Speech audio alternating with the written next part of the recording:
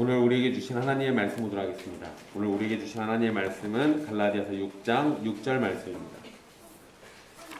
갈라디아서 6장 6절 말씀입니다.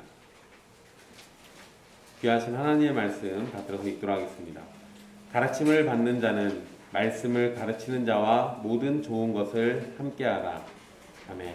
이 말씀은 살아계신 하나님의 말씀입니다.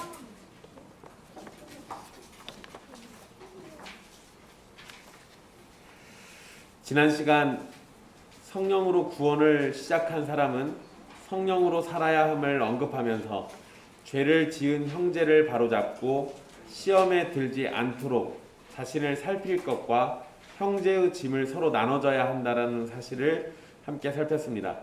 구체적인 내용을 다루고 있지만 이 내용들을 간단하게 말한다면 서로 사랑하라는 주님의 명령을 실천하는 권면입니다.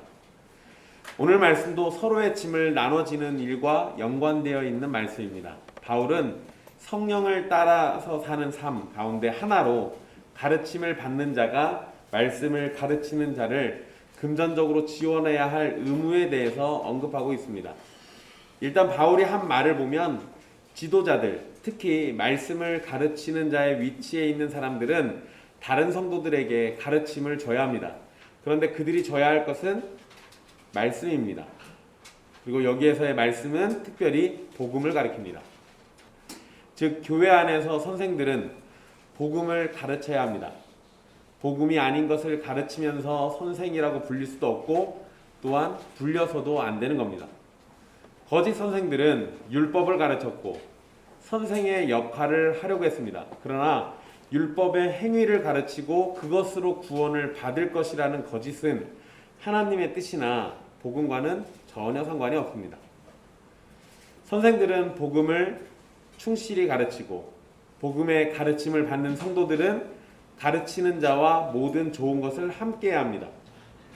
여기에서 문자대로 이해한다면 모든 좋은 것을 함께 나누는 정도로만 이해될 수 있는데 바울의 의도는 성도는 선생의 생활에 필요한 모든 것을 공급해주고 선생은 자신의 시간과 힘을 쏟아서 성도들을 가르치고 연구하는 데 사용하라는 겁니다. 좋은 것이라는 표현 6절 중간 이후에 좋은 것이라고 되어 있죠. 이 좋은 것이라는 표현은 생활에 필요한 모든 것, 생활에 필요한 것들을 소유하는 것을 가리킵니다. 그리고 함께 하라는 표현은 공유한다는 의미가 있습니다. 그러니까 이런 표현들을 종합해 보면 바울은 선생들, 여기서 선생은 오늘날로 치면 목사가 되겠죠. 이 목사들의 생활에 필요한 모든 것을 성도들에게 공급받고 목사들은 성도들에게 복음의 말씀을 잘 준비해서 가르쳐야 한다는 것을 말하는 겁니다. 성도들은 선생에게 복음과 말씀을 공급받고 성도들은 선생에게 생활을 공급해 줍니다. 그래서 서로를 의지해서 살아가고 서로를 위해서 살아가게 됩니다. 이것이 목사와 성도의 올바른 관계입니다. 목사와 성도는 지배하고 다스림을 받는 관계가 아니라 서로가 서로를 위하고 서로가 서로에게 의지하는 관계입니다. 그리고 그 관계 속에서 하나님이 질서로 주신 것이 섬김과 다스림이에요. 그러니까 목사가 성도를 다스린다 할지라도 기본적으로 그 다스림 안에는 바탕이 서로를 향한 사랑이 수반되어 있어야 하고 서로를 의지하는 가운데 함께 살기 위해서 주님의 명령을 수행하는 겁니다. 목사가 성도에게 말씀을 가르치는 것이 억지로 하는 일이 아니듯이 성도가 목사의 필요를 채워주는 것도 억지로 하는 일이 아니어야 합니다. 이것은 서로에게 섬김이라는 자세를 나타내는 것이고 이런 일은 서로를 사랑하는 것으로 완성됩니다. 오늘 말씀은 매우 짧지만 교회의 덕을 위해서 매우 중요한 말씀이기 때문에 이것만 따로 떼서 깊이 생각해 보려고 합니다. 칼빈은 충실한 말씀 사역자의 생활비를 빼앗는 것은 교회가 그와 같이 성실한 사역자를 빼앗기도록 하기 위한 사탄의 책략이라고 표현합니다. 그러니까 쉽게 얘기하면 뭔 소리예요? 목사 생활비 적게 주지 말란 소리입니다. 여러분들이 굉장히 불편하실 줄 알고 있었어요. 교회는 말씀을 가르치는 자가 전적으로 헌신하고 집중할 수 있도록 재정적인 필요를 해결해 줘야 합니다. 말씀을 가르치는 목사가 가족들을 돌보고 살아가는 일로 근심하게 되면 말씀을 준비하는 데 온전히 집중할 수가 없습니다. 혹여 목사가 생활을 위해서 일이라도 하게 된다면 말씀을 준비하는 시간은 더 줄어들 것이고 그 피해는 고스란히 성도들, 교인들이 받게 됩니다. 말씀을 준비하는 목사에게는 성실함 그리고 올바른 연구가 요구됩니다. 이 두 가지가 충족되기 위해서는 여러 가지가 있어야 하는데요. 먼저는 목사에게 성경과 교리를 연구하고 학습할 능력이 있어야 합니다. 그리고 가르치고 전달하는 능력도 있어야 합니다. 그런데 이런 것들을 다 가지고 있다고 해도 충분한 시간이 보장되지 않으면 제대로 목사가 말씀을 준비하기가 어렵습니다. 뛰어난 머리와 지식으로 어느 정도는 해낼 수 있을지 몰라도 장기적으로 보면 말씀을 전하는데 분명히 한계가 오게 돼 있습니다. 특히 여러분 우리나라 같은 경우는 목사가 해야 할 설교나 일이 굉장히 많습니다. 그러나 우리 교회는 그렇지 않은데 일반적인 걸 생각해 보십시오. 일단 주일날 오전에 설교 한번 해야 하고요. 그리고 오후에도 설교해야죠. 주일날 2번 있습니다. 그리고 일주일 동안 새벽 예배가 있으니까 7번 또 있죠. 그러면 그것만 해도 9번이고 수요일날 예배 설교한다 그러면 그것까지 해서 10번입니다. 그러니까 최소한 10번이에요. 한 주에 해야 하는 설교가 10번입니다. 물론 새벽 예배 설교는 굉장히 짧죠. 그런데 짧으니까 대충 준비해도 됩니까? 아니요. 열심히 준비해서 알려줘야 되죠. 짧다고 해서 대충 준비하니까 말씀이 우습게 돼요. 새벽 예배 설교에 목숨 거시는 목사님들 보신 적 있습니까? 아니요. 그렇게까지 하면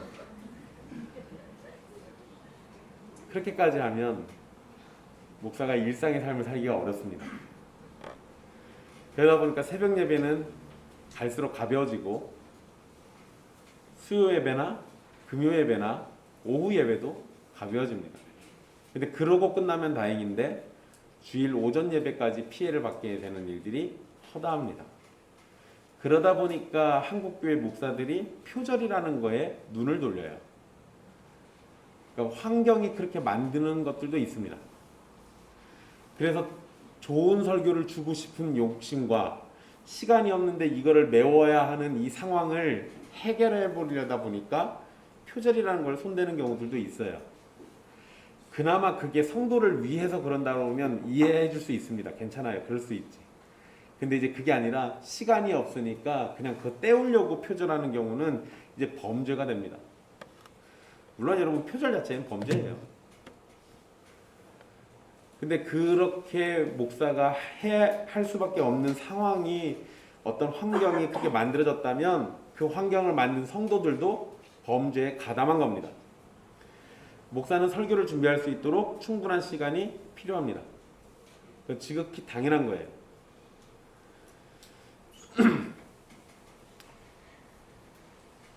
충분한 시간이 목사에게 필요하기 때문에 목사의 삶에서 시간을 보장할 수 있도록 생활비를 교회가 책임져 줍니다. 그러니까 그게 뭔 소리예요?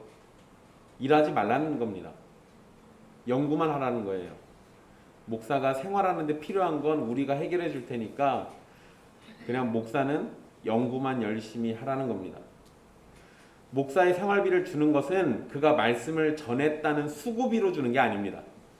그래서 사례비라는 말을 쓰는 게 아니에요.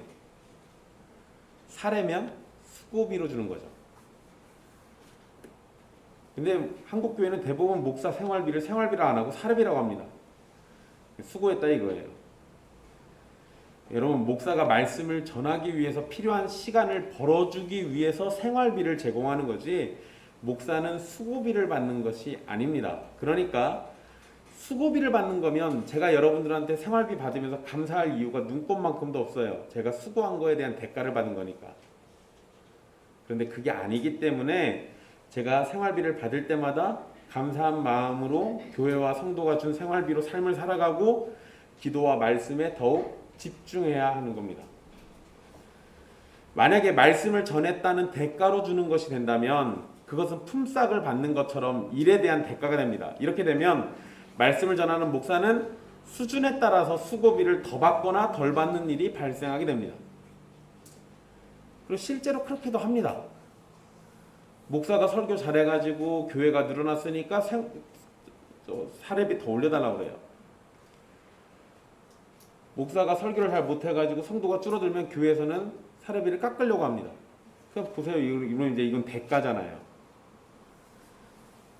교회와 목사의 관계가 대가를 지불하고 주고받는 관계가 되기 시작하면 그러면은 목사와 성도 사이에는 사랑이 없어요.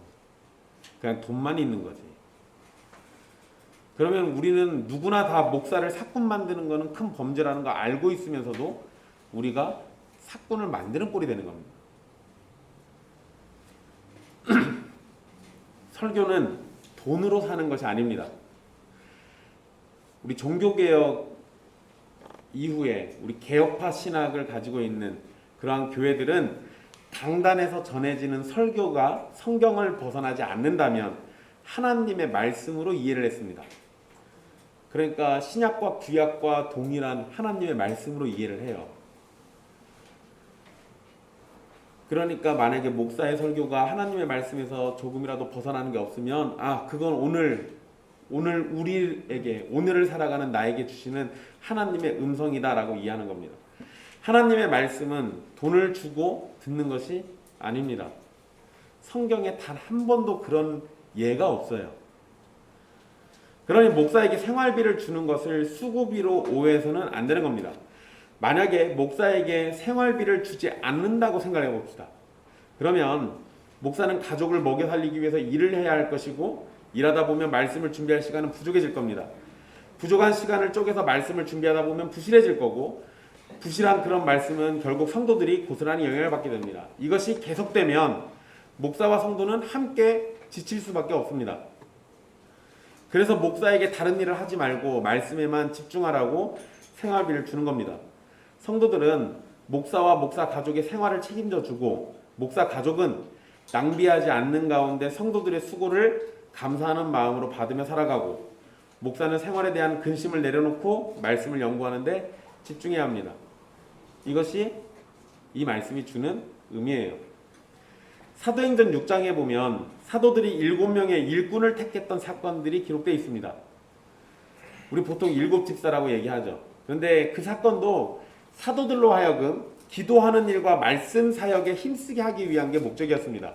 다른 데 신경 써서 기도하는 일과 말씀을 전하는 일에 소홀해지지 않게 하기 위함이었어요. 성도들은 그런 일을 위해서 함께 힘을 모으는 겁니다. 사람이 지갑을 열 때 그래서 지갑을 열어가지고 돈을 쓰는 일에는 낭비하는 거나 헛된 소비도 있습니다. 그런데 보통 큰 돈을 쓰거나 아니면 고정적인 돈을 쓸 때는 충분히 그럴 만한 가치가 있다고 여기는 일에 지갑을 엽니다. 보통 그래요. 성도들은 자신들의 지갑을 열어가지고 목사의 생활을 책임져 주는 것이 그럴 만한 가치가 있는 일인지 생각해 보셔야 합니다. 만약에 그럴 만한 가치가 없다고 생각하면 여러분의 삶에서 말씀이 가진 위치가 별것 아니라면 굳이 목사를 통해 가지고 말씀을 배울 필요가 없을 겁니다. 그렇다면 목사의 생활을 책임져 주는 짐도 나눠서 질 이유가 전혀 없어요. 그러나 여러분의 삶에 말씀이 가진 위치가 매우 중요하고 그 말씀을 배우고 가르침을 받는 것이 소중하다면 목사를 통해서 말씀을 공급받는 일도 매우 중요한 일이 될 것입니다.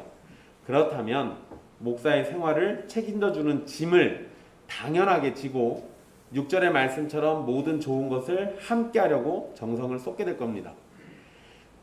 오늘 읽진 않았는데 6장 8절 말씀 보시면은요. 거기엔 대조가 나옵니다. 자기의 육체를 위하여 심는 자는 육체로 썩어질 것을 거두고요. 성령을 위하여 심는 자는 성령으로부터 영생을 거둡니다. 8절 말씀에 나오는 성령을 위하여 심는 일이 여러 가지로 설명될 수 있는데 그 중에 하나가 목사의 생활을 책임져 주는 것이라는 사실을 알고 실천에 옮기셔야 합니다. 이 문맥 가운데 괜히 이 얘기가 나온 게 아니에요. 목사가 말씀을 전하고 그것으로 가르침을 받는 일은 육체의 일이 아니라 성령을 위하여 심는 일입니다. 성도가 목사의 생활을 책임져 주듯이 목사는 성도들에게 말씀을 가르치는 일에 자신의 전부를 걸어야 합니다. 그것이 목사라는 직분이 존재하는 주된 이유이기도 합니다. 목사로 부름받은 사람은 목사의 직분에 맡겨진 역할에 충실해야 합니다. 특히 복음이 성도들에게 전해지고 가르쳐지고 성도들의 삶에 심겨지는 일에 최선을 다해야 합니다. 이런 일을 하지 않을 것이라면 누구도 목사가 되어서는 안 됩니다.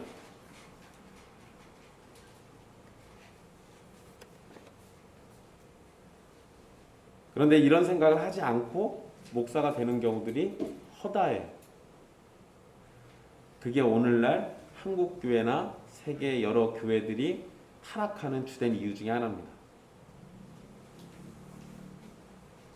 말씀을 가르치는 일에 전념하지 않을 거면 목사가 될 이유가 전혀 없습니다. 여러분, 큰 교회에서 신앙생활 하셨던 분들은 찬양 목사 뭐 이런 거 들어보셨을 거예요. 여러분, 성경 어디에 찬양 목사가 있습니까? 없어요, 그런 거. 교회 역사 속에서 찬양을 위해서 목사를 따로 세웠다라는 것도 들어본 적도 없습니다. 없는 걸 우리는 만들어냈어요. 그러면 찬양을 할 거면 굳이 목사가 될 필요가 없잖아요. 그런데 목사가 되고 찬양을 합니다. 그게 뭐 하는 건지 잘 모르겠어요. 또 부흥사들 잘 생각해 보시면 초창기 역사 속에서 있었던 부흥사들은 진짜로 사도 바울처럼 복음이 땅끝까지 전해지는데 목숨을 걸었던 사람들이었습니다. 그런데 점차 시간이 지나면서 부흥사들이 인기를 끌고 사람들의 지지를 받기 시작하니까 말씀을 파는 일로 바뀌게 됩니다. 그럼 목사는 말씀을 파는 사람이 아닙니다. 그러니 장사꾼처럼 말씀을 가지고 흥정을 하면 안 되죠. 목사가 설교하면 수고비를 주는 게 아니라 생활비 준다고 그랬잖아요. 우리 교회 와서 설교 한번 부탁드립니다. 그러면 흥정을 해요. 또는 성도가 흥정하기도 합니다. 헌금에 몇 % 떼어줄 테니까 설교 중에 헌금 얘기 많이 해주십시오.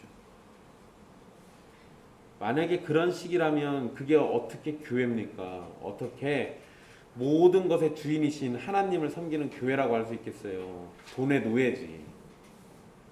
그러면 안 되지 않겠어요? 또 여러분, 목사는 예술적인 능력이 탁월한 사람도 아닙니다. 그러니까 목사에게 예술적인 걸 잘하기를 바라는 것도 문제예요. 목사가 찬양을 잘 불러서 좋다는 사람들이 있습니다. 말씀을 잘 전하면서 찬양을 잘 부른다면 좋은 일이겠지만 찬양만 잘 부르는 것은 문제가 있는 겁니다. 목사는 유명인도 아니고 성도를 웃기는 사람도 아닙니다. 그런데 우리는 한동안 웃기는 목사들에게 몰리는 현상이 있었어요. 그럼 여러분, 일주일 동안 힘들게 사시다가 주일날 한 번 모여가지고 목사가 웃기는 얘기 듣고 집에 돌아가시면 영혼이 평안을 찾습니까? 뭐하러 힘들게 교회까지 나와서 웃고 가요. 그냥 개그 콘서트 보시면 되지. 우리가 자꾸 이상하게 흘러가는 거예요. 목사는 교회를 지키는 관리인도 아닙니다. 그런데 교회를 지키는 관리인처럼 여기는 사람들도 있어요. 목사는 무엇보다도 말씀을 전하는 일에 전념해야 합니다. 필요하다면 예배당을 지키는 관리인 역할을 할 수도 있습니다. 그런데 그게 필요하다면이에요. 그것보다 훨씬 중요한 건 말씀을 전하는 일이죠. 필요하면 성도가 지쳐가지고 영혼이 너무 힘들어할 때 그냥 가서 웃겨줄 수도 있어요. 근데 필요하다면 그것보다 더 중요한 건 말씀을 전하는 일이에요. 그러니까 우선순위를 잘 생각해 보시라는 겁니다.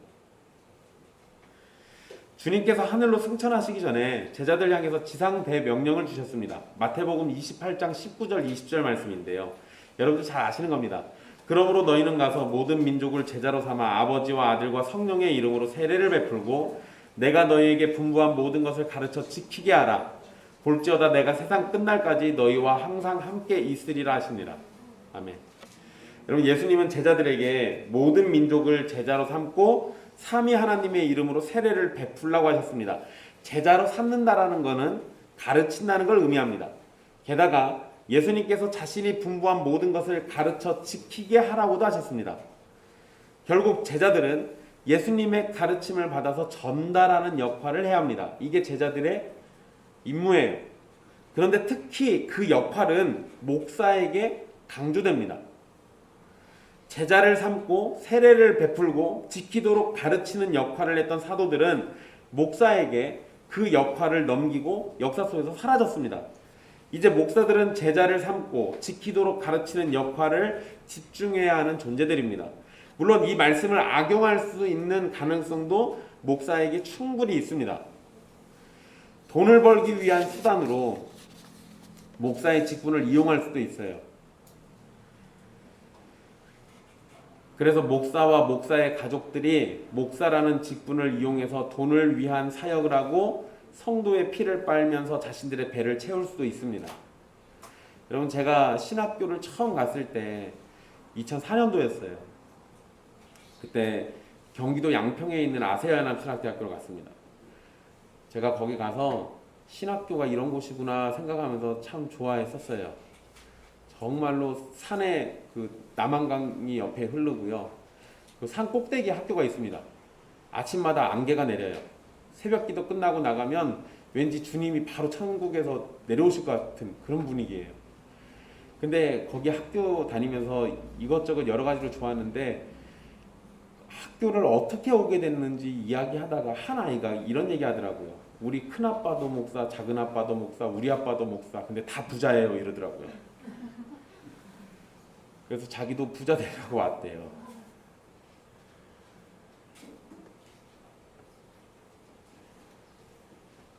저는 걔만 그런 줄 알았습니다.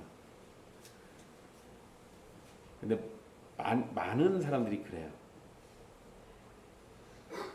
생각보다 많은 사람들이 목사가 돼서 유명한 설교자가 되고 큰 교회 목사가 돼서 넉넉하게 살기를 바라고 오는 경우들이 있어요. 여러분, 목사가 마냥 가난하게 살 필요는 없어요. 목사도 부자가 될 수 있긴 합니다. 그런데 부자가 되기 위해서 목사가 된다라고 그러면 이건 목적이 틀려먹은 거예요. 이러면 안 되잖아요. 그런 일들이 허다하게 많이 벌어진다고요. 또 처음에는 안 그랬던 사람들도 있습니다. 우리 교회도 여러분, 제가 여러분들을 털어먹으려고 해도 우리 교회가 지금 예산이 없기 때문에 먹을 게 없어요. 나중에 우리 교회 성도가 한 2,000명쯤 되면 얘기가 좀 달라집니다. 일단 500명만 넘어가도요, 예산 단위가 달라질 거예요. 근데 만약에 그때 그렇게 됐을 때 저나 저희 가족들이 교회를 이용해 가지고 배를 불리려고 할 수도 있어요. 이거 되게 심각하게 받아들여야 하는 거예요. 근데 여러분, 제가 갑자기 이 얘기를 왜 드리냐면 옛길교회를 처음 개척한 게 황철민 목사이기 때문에 만약에 황철민 목사와 그의 가족들이 교회에서 그런 일을 할 때 성도들이 어떻게 반응을 보이냐면 개척했으니까 라고 하면서 면죄부를 줘요. 그리고 은퇴할 때까지만 기다리자 이래요. 그러면 그 기다리는 기간 동안 교회는 더 타락하고 병들 겁니다. 그런 일이 벌어지지 않게 빨리 막아야 돼요. 여러분, 교회와 성도가 자신의 생활을 책임져주는 상황을 이용해가지고 게으른 삶을 누리려는 목사가 있을 수도 있습니다. 목사의 일상을 여러분들이 쫓아다니면서 보시진 않잖아요. 그래서 여러분, 사실 목사는 게으름을 피우거나 헛된 일에 시간을 보내는 것을 얼마든지 할 수 있습니다. 여러분, 직장 생활 하시는 분들은 다 직장에서 감시 받으시잖아요. 위에 상사들에게 감시 받습니다. 근데 목사는 누가 감시해요? 아무도 감시하지 않아요. 그렇죠? 하나님이 감시하시지. 근데 믿음이 없는 가짜 목사 같으면 하나님이 감시한다고 한들 나쁜 짓 안 하겠습니까? 하지. 게다가 여러분, 일반 직장인들은 하루 일과가 정해져 있고 내가 해야 하는 일이 딱 정해져 있습니다. 목사는 그거 없어요. 내가 신방을 가고 싶으면 가고 집에 들어놓아서 자고 싶으면 자고 하루 종일 어디 낚시 갔다 와가지고 하루 종일 신방했다고 거짓말해도 누가 그걸 알 거예요. 그래서 사실 목사는 기본 성품이 안 돼 있으면 온갖 나쁜 짓을 다 할 수 있습니다. 그래서 목사를 세울 때는 기본적으로 성품을 잘 보셔야 돼요. 사실 목사가 마음만 먹으면 자기가 하고 싶은 일 아무렇게나 다 합니다. 그래서 목사가 취미 생활을 할 수도 있겠지만 그것에 빠지는 거에는 항상 주의해야 돼요. 자칫 취미 생활에 빠지면 말씀 연구는 뒤로 하고 취미 생활을 쫓는 삶을 살 수도 있기 때문에 그렇습니다. 성도들이 생활을 책임져 주고 있는 것을 이용하면 얼마든지 게으를 수 있습니다. 왜냐하면 내가 일 안 해도 생활비는 매달 들어오니까요. 그러니까 주일날만 대충 넘기면 사는 게 어려움이 없잖아요. 이렇게 놓고 보면 이 세상에서 제일 먹고 놀고 하기 좋은 직업이라고 하면 목사가 최고가 돼버리죠. 근데 그건 직업으로 여겼을 때 방금 말씀드린 것처럼 그런 목사는 처음부터 세우지 말아야 합니다. 게으름을 이용해서 교회를 마음대로 해먹는 목사도 안 되고요. 목사와 목사 가족들이 교회 성도들을 착취하고 악용해가지고 자신들의 배를 불리는 것도 벌어지지 않도록 그런 목사는 애초에 세우지 말아야 합니다. 혹여 알지 못하는 중에 그런 사람이 목사가 돼서 교회를 어지럽힌다면 그것이 더 큰 죄로 번지기 전에 멈추도록 해야 합니다. 목사라는 거룩한 직분을 더럽히는 사람을 빨리 끌어내리라는 거예요. 여러분들의 마음이 너무 불편해가지고 그걸 못하실 수도 있어요. 근데 여러분, 범죄가 벌어졌는데 마음이 불편해서 참잖아요. 그러면 그 범죄가 다른 사람에게 번집니다. 그러면 교회는 순결을 잃어버려요. 교회가 순결을 잃어버리면 교회는 강도의 소굴이 됩니다. 그러니까 여러분들의 마음이 아무리 불편하고 힘들더라도 목사가 헛짓하면 그거에 대해서 한두 번 권면해보고 그게 안 되면 빨리 끌어내리시는 게 서로를 위해서 좋은 일입니다. 성도들이 힘들여 돈을 벌어서 목사의 생활을 위해 많은 돈을 모아서 주는데 그것을 이용하는 악한 상황은 무엇이 되었든지 재빨리 멈추도록 해줘야 합니다. 그런데 여러분, 이건 반대 상황도 있을 수 있어요. 이제 반대도 생각해 봅시다. 목사의 생활을 무기로 재정적인 압박을 가하면서 목사와 목사의 가족을 핍박할 수도 있습니다. 여러분, 목사들이 교회 재정 손대는 것보다 훨씬 더 많은 수로 성도들 중에 일부가 목사 생활비 가지고 목사와 그의 가족들을 핍박하는 경우가 훨씬 더 많습니다. 근데 대체로 목사들이 그 얘기를 성도들한테 잘 안 해요. 해봐야 덕이 안 되니까. 잘 얘기 안 합니다. 목사를 자신들의 손바닥 위에 올려놓고 마음껏 조정할 수 있도록 생활비를 무기로 삼는 거예요. 대부분의 성도들은 이런 일을 하지 않습니다. 그런데 몇몇 탐욕에 찌든 사람들은 목사의 생활비를 무기로 자기들이 원하는 설교를 하도록 만들거나 자신들을 위해서 하나님의 복을 빌라고 요구를 합니다. 그러면서 이방 종교의 제사장처럼 목사를 대하는 사람들도 있어요. 그런 거 안 해주면 헌금 안 낸다고 협박하는 경우도 있습니다. 그러나 여러분, 이 말씀을 악용해서 이용하는 목사나 반대로 생활비를 무기로 목사를 압박하는 성도나 둘 다 하나님 앞에 범죄하는 겁니다. 하나님이 심판날 그냥 넘기시지 않을 거예요. 때로 목사는 가난하게 살아야 한다고 말하면서 생활비를 적게 주는 경우도 있습니다. 만약에 교회가 형편이 어려워서 그런 거라면 얼마든지 이해할 수 있는 상황인데, 그러면 이제 교회 형편이 나아지면 목사 생활비 올려주면 돼요. 그런데 그런 것이 아니라 교회가 형편이 나쁘지도 않으면서 생활비를 적게 주면서 가난하게 살 것을 요구하는 것은 목사를 시험에 들도록 만드는 겁니다. 그런데 한동안 이런 인식이 굉장히 깊게 있었어요. 목사는 청빈해야 한다는 거예요. 성도들보다 조금 못 살아야 한다는 게 보편적인 인식이었습니다. 근데 이런 인식이 여전히 남아있어가지고 자기들이 세상에서 자기들 월급 올라가는 거에는 목숨 걸지만 목사 생활비 올려주는 거에는 둘도 없이 인색한 사람들이 있어요. 고민해봐야 할 문제예요. 생활비에 대해서는 우리는 규칙을 세울 필요가 있습니다. 먼저 성도는 목사에게 충분히 생활비를 주려고 해야 합니다. 생활하고도 저축을 할 수 있을 정도로 주는 게 옳습니다. 급한 일이 생겼을 때 돈이 없어서 낭패를 당하는 일이 없어야 하기 때문에 그래요.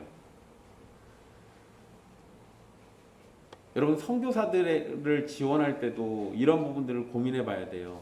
딱 한 달 생활할 돈만큼만 딱 주는 게 아니에요. 사람이 안 아프고 지나가는 것도 아니고 어쩌다가 불상사가 벌어질 때도 있잖아요. 그런 일들이 벌어질 때 돈이 없어가지고 정말 큰 일 당하는 경우들이 있거든요. 그런 일이 생기지 않도록 생활하고도 저축할 수 있게 넉넉하게 주는 게 맞습니다. 반대로 목사는 지나칠 정도로 많은 생활비를 요구하지 말아야 합니다. 성도들이 피땀 흘려서 벌어서 헌금으로 하나님께 바친 돈의 일부를 생활비로 주는 것이기 때문에 그 생활비에는 성도의 헌신과 사랑이 담겨져 있습니다. 그것을 이용해서 자신의 배를 채우려는 탐욕은 버려야 합니다. 지난주에 살폈던 말씀에서 짐을 서로 지라는 말씀은 이렇게 실천할 수 있는 겁니다. 성도는 목사의 생활을 책임져 주고 목사는 그것을 감사히 여기면서 성도들에게 가장 좋은 말씀을 전하려고 해야 하는 겁니다. 성도는 할 수 있는 한 많이 주려고 하고 목사는 필요 이상으로 받지 않으려고 하고, 이러한 관계가 유지되면 그 교회는 목사 생활비와 관련해 가지고는 크게 분쟁 날 일이 없어요. 성도들은 자신의 지갑을 열어서 최선을 다해서 목사의 생활을 돕고 있다면 그것의 목적이 단지 목사 생활비를 도와주는 걸로 끝나는 게 아니라는 걸 꼭 기억하셔야 합니다. 목사 생활비를 돕는 가장 주된 목적이 뭐예요? 말씀을 배우기 위한 거예요. 그거를 잃어버리면 큰일입니다. 여러분들이 지갑을 열어가지고 저의 생활을 책임져 준다면 결국 궁극적으로는 저를 통해 가지고 하나님께 말씀을 받고 배우기 위함이라는 사실을 기억해야 합니다. 그래서 목사와 함께 말씀을 배우고 말씀을 가까이 하는 일에 열심을 품어야 합니다. 생활비를 주는 일로 성도가 해야 할 모든 일을 다 한 것이 아니라는 겁니다. 목사로부터 말씀을 공급받고 그것을 익히고 배우며 살아가는 일에도 최선을 다해야 한다는 거예요. 그럴 때 여러분들이 저에게 좋은 것을 함께 나누는 것이 빛을 보게 되는 거예요. 좋은 것만 함께 나눠주고 말씀과는 전혀 무관하게 산다면 여러분들은 헛고생하는 겁니다. 그러지 마십시오. 사랑하는 형제 자매 여러분, 우리 교회 형편에서 최선을 다해서 저에게 생활비를 공급해 주셔서 감사합니다. 지금과 같은 마음을 계속해서 써주십시오. 저는 말씀을 준비하는 일에 최선을 다하겠습니다. 혹여 목사가 바뀌게 되면 그 목사와 가족들의 생활을 책임질 수 있을 만큼의 생활비를 줄 수 있도록 또 최선의 노력을 다해 주십시오. 그렇게 하기 위해서는 여러분이 일하는 자리에서도 최선을 다해 주시고 교회의 재정을 위해서 헌금을 모으는 일에도 최선을 다해 주셔야 합니다.